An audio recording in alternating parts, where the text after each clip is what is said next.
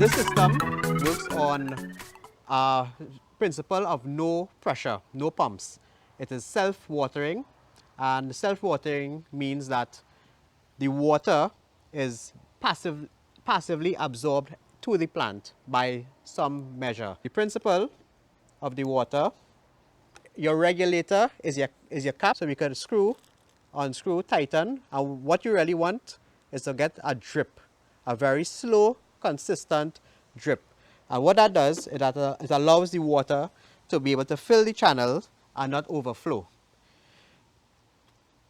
The media I talk about here that absorbs the water in directly to the plant is basically a wick system.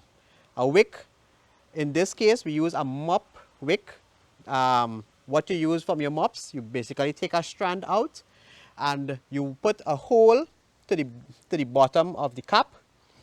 You send the mop directly through that cap up to the level of where your plant roots are, so somewhere around this level here. Back off and you fill with a media. And then you plant your plant. In this case, we have a lettuce here. Lettuce and pak choy grows well in this system, right to full maturity.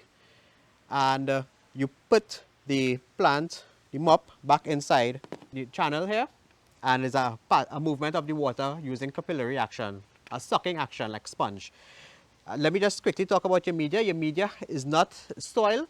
It is a nice mixture of, you can use premix, compost, manure, and a little bit of soil, of a ratio of about 2 parts, about 2 cups. Like if you have a cup, right? If you cut this container in half, okay, if you cut this container in half, you can use 2 of that to premix, 2 of that to compost, 2 of that to manure, and half of this to soil.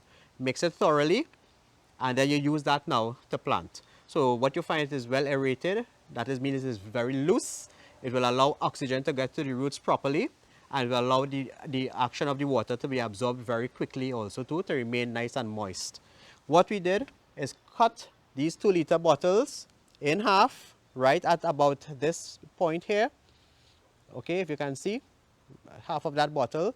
We use this bottom part with the cap to put into these channels, and these channels are 1-inch PVC channels. The other half we don't throw it away.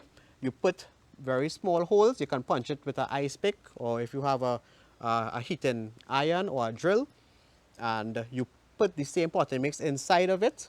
You could either put it on the ground directly to grow a plant, basically, or if you have extras, you cut this entire bottle in half.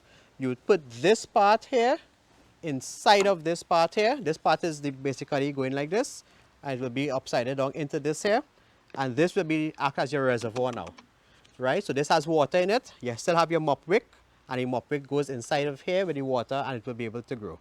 One thing I need to mention also is that eventually, if this has to go in the sunlight, what you will find is after a while, you're going to have some algae build up. Algae is moss, right? So you're going to find green stuff building up inside here.